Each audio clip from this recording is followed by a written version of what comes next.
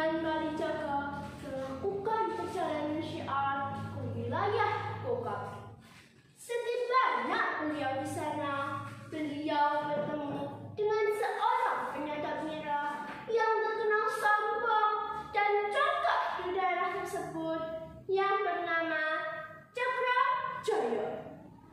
Saat Cakrajaya sedang memanjat pohon kelapa untuk mengambil nira, tiba-tiba ia melihat seseorang yang belum pernah ia kenal sebelumnya. Ia pun menyapa, "Dari mana dan mau kemana, Tuan?"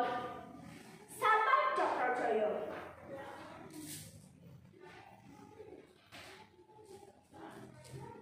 "Saya sedang berkelana mencari pengalaman. Apa yang sedang Tuan kerjakan dengan membawa bambu-bambu di atas pohon kelapa?" tanya orang tersebut.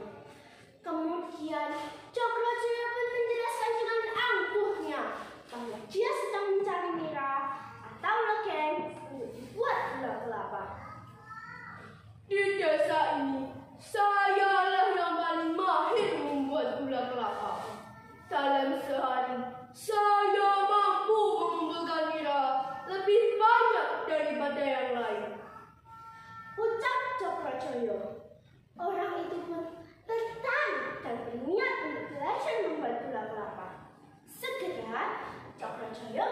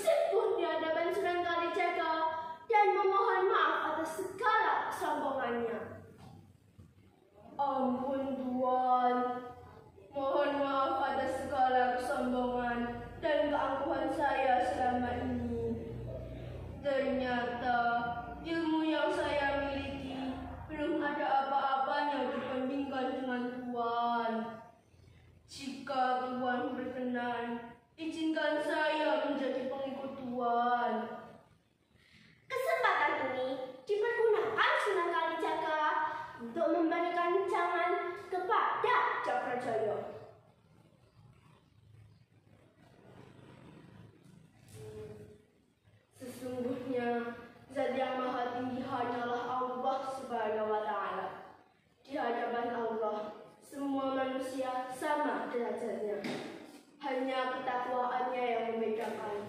Oleh karena itu, manusia tidak boleh sombong meskipun mereka memiliki segalanya. Ucap Sunan Kalijaga.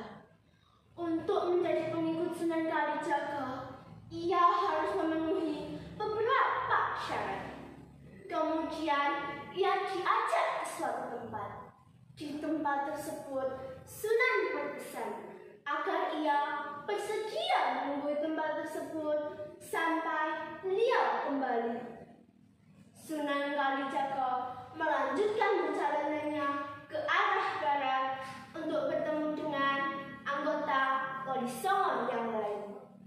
Setelah beberapa lama berkumpul, Sunan Kalijaga teringat akan Cokrajaya dan memutuskan untuk kembali mencarinya.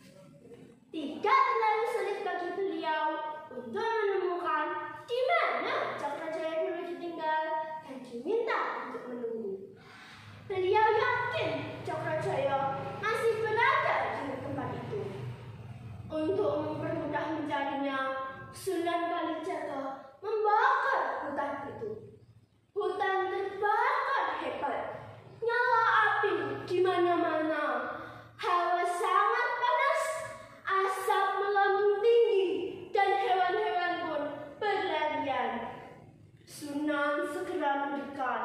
Dilihatnya Cokrajaya masih hidup, tetapi ada beberapa bagian tubuhnya yang kosong karena terbakar.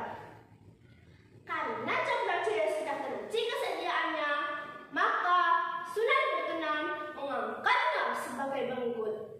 Saat itu, bertepatan dengan hari Jumat Kliwon, Cokrajaya diangkat sebagai muridnya dengan gelar Sunan Geseng atau Sunan Kosong.